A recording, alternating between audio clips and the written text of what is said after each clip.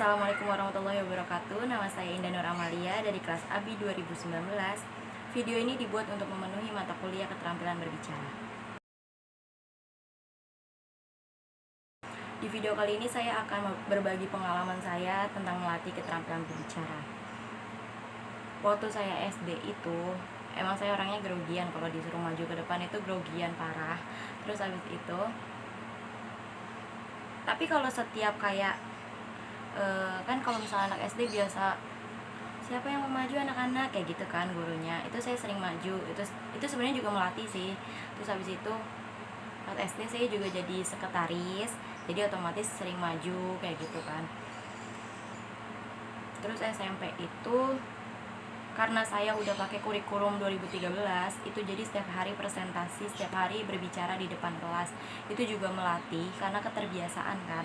Terus pas SMA itu saya ikut organisasi-organisasi, ekskul di luar sekolah maupun di dalam sekolah kayak gitu. Terus di setiap organisasi itu saya selalu ngejabat. Struktur organisasi itu saya selalu ada. Jadi itu tanggung jawab bahwa kita harus, waktu itu saya jadi wakil ketua, sekretaris, bendahara, humas kayak gitu kan.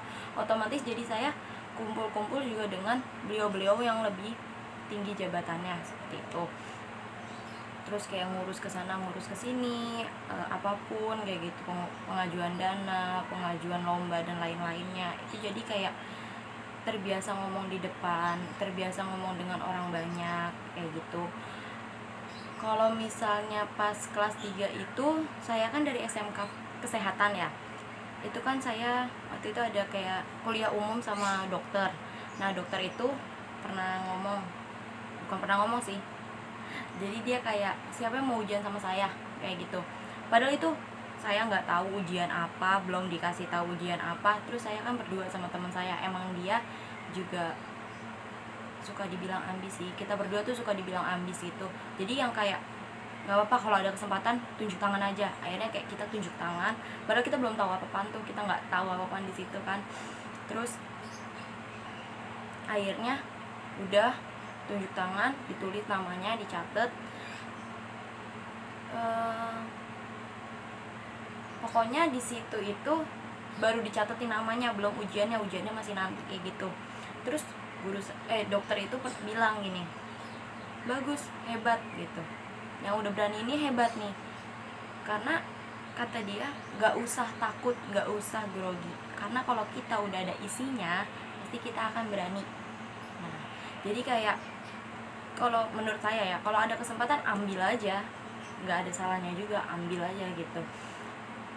Jadi kalau misalnya kayak melatih keterampilan berbicara itu, menurut saya pribadi, menurut pengalaman saya, jadi karena keterbiasaan, suka berkumpul dengan orang banyak, berani speak up.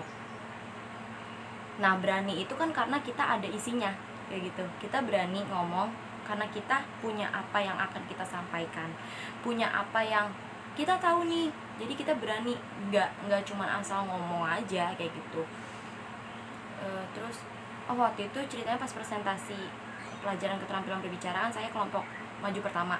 Itu ada yang nanya gimana kan caranya gitu. Terus saya jawab, keluar dari lingkungan yang toksik, keluar dari circle pertemanan yang toksik. Karena saya pernah berada di pertemanan yang toksik juga gitu. Itu kan otomatis kita kayak cuman diem aja, cuman kayak iya aja. Kita kan tertekan sendiri, kita tuh nggak punya kebebasan untuk berekspresi. Nah itu loh kenapa maksud saya keluar dari circle itu, biar jadi kitanya terbiasa untuk ya udah nggak apa-apa, kita omongin aja kayak gitu. Terus kalau dengan beliau-beliau yang mempunyai jabatan lebih tinggi dari kita, ya attitude kita juga harus dijaga. Yang pertama baik sih, maksudnya etika itu penting juga kayak gitu. Kalau kita mau berbicara dengan beliau-beliau pasti grogi, cuman kan kita udah ada isinya nih, tadi yang berani itu karena kita ada isinya kayak gitu.